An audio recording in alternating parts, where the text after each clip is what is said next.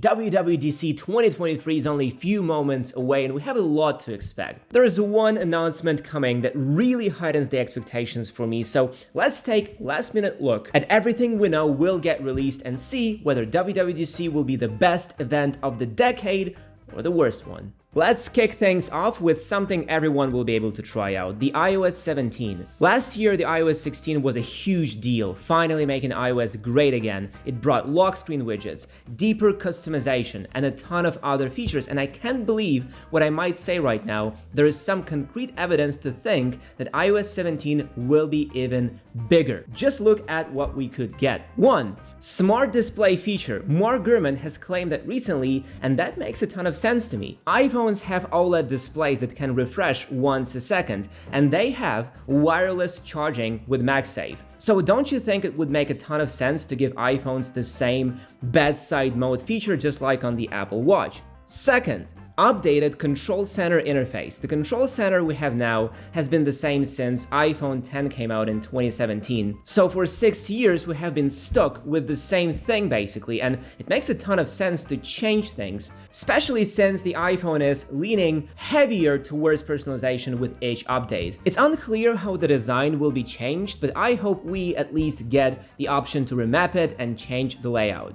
At least that would be nice. 3. More dynamic island functionality. Since the dynamic island this year is coming to all iPhone 15 models, Apple needs to find new use cases for this gimmick. Let's just hope that happens, okay? The other system improvements look minor: more interactive widgets, search improvements, new health tracking features, lock screen updates, revamped wallet app, but the biggest possible change would be the adoption of sideloading for Europe. The European Union is actively pushing Apple with its new regulations, and there is a non-zero chance that European iPhone users will be able to sideload apps. And I'm pretty sure that this change would be the most controversial one. On one hand, sideloading makes the monopoly less prevalent, but opens doors not just for piracy, but for security issues. The beauty of iOS security is how closed the system is. And App Store only app downloading is just a piece of a puzzle, but a very important one. And without that barrier, the personal data might be endangered, but we'll see how it goes later. What about other announcements? The next release should be the macOS, but not for the reasons you think. Again, Mark Gurman is claiming that this macOS update won't be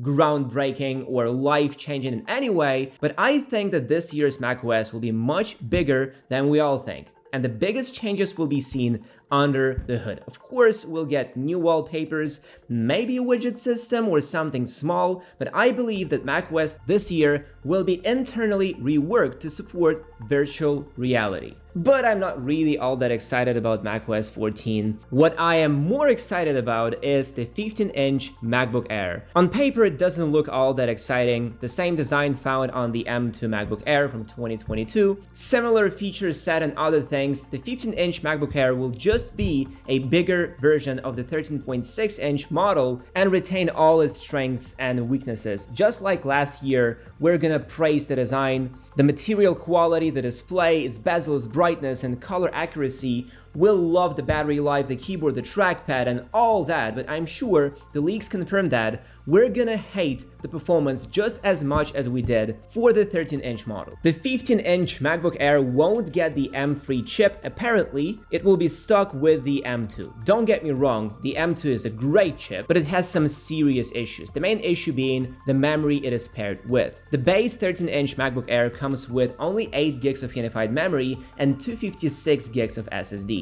And that is definitely not enough for this chip. The slow SSD is almost twice as slow as on the M1 MacBook Air, which makes 8 gigs of RAM a big bottleneck. Multitasking will be a problem, heavy apps will work slow, and you will have almost no headroom for the future. And have I talked about the price already? There are no leaked numbers, but the current lineup allows us to assume prices. I'm thinking around $1399 or even $1499. Just remember, the new MacBook Pro 14-inch starts at $1999, and the 16-inch Pro is a whopping $24.99. And when I really think about the price, it starts to look more like a bad deal to me, unless Apple decides to ditch the M1 MacBook Air, lower the price for the 13-inch M2 Air to $10.99 or even $9.99, and then price the 15-inch Air at around $12.99. But come on, we all know how greedy Apple is. The price most likely will be high.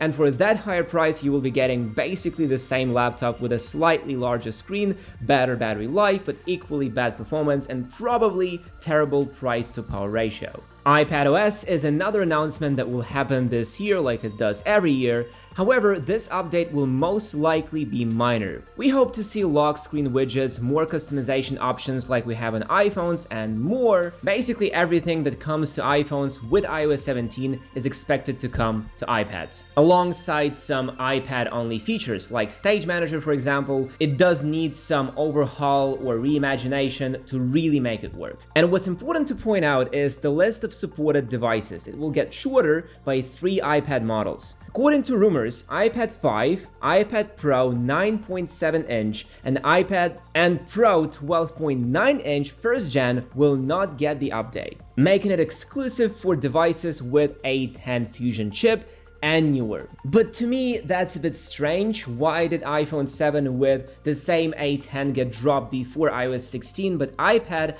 with the same chip gets supported for 2 more years? But let's see how it goes. Yet, everything I talked about before pales in comparison to the star of the show, ARVR headset. This headset is definitely number 1 on my list of things I expect to get at WWDC, and there are many reasons for it. First, I think the headset will be the next big thing, and Apple really wants it to become the signature project of the company, so they are cooking something extraordinary. Apple's AR/VR headset will look similar to some other VR headsets on the market. It will use a combination of aluminum, glass, and carbon fiber materials to keep it lightweight and sleek. Rumors suggest the headset will have 2 to 3 displays. There will be 2 high-resolution 4K micro OLED displays with up to 3000 pixels per inch for an 8K total resolution. The AR/VR headset will also include an outer external display mainly for displaying avatars and emotions of a person wearing the headset. With the integration of pancake lenses, the headset will achieve a slim and compact design and have a wide 120-degree field of view, which is wider than most headsets have. Apple also plans to use small motors to adjust the lenses based on the wearer's interpupillary distance, optimizing the field of view. To make the headset portable and easy to wear, Apple is rumored to use a standalone battery pack. This will help reduce weight, and the battery pack will connect to the headset using a proprietary charging cable with a rotating tip. With over a dozen cameras, the headset will track hand movements, map the environment, capture facial features, and project lifelike avatars on that external display. Eye tracking technology will enable precise foveated rendering and control, just like Sony does with PlayStation VR 2. For privacy reasons, the headset will feature an iris scanner. By scanning the pattern of the user's eye, it will provide a secure way to unlock the device and make payments. If you already feel overwhelmed with the rumors, there is more. Apple has named the operating system that will power the headset XROS, meaning its support for both augmented and virtual reality. This name has been confirmed internally and even trademarked by Apple through hidden shell companies. The headset will be a standalone device and operate independently from your iPhone. However, Apple will surely allow us to use the iPhone for a faster setup process. I think that the headset has every chance to really become the next big thing, and despite all my fears of the health effects it may have, I am still pumped to try it. I am sure Apple's approach will once again take a boring and stagnating tech and make it mainstream. Oh, and price-wise, there is no concrete info. Apple could price it at $3,000 or even higher for all we know, so yeah, don't expect it to be an affordable device. And last but not least, watchOS update. watchOS 10 is set to bring significant changes and a fairly extensive upgrade.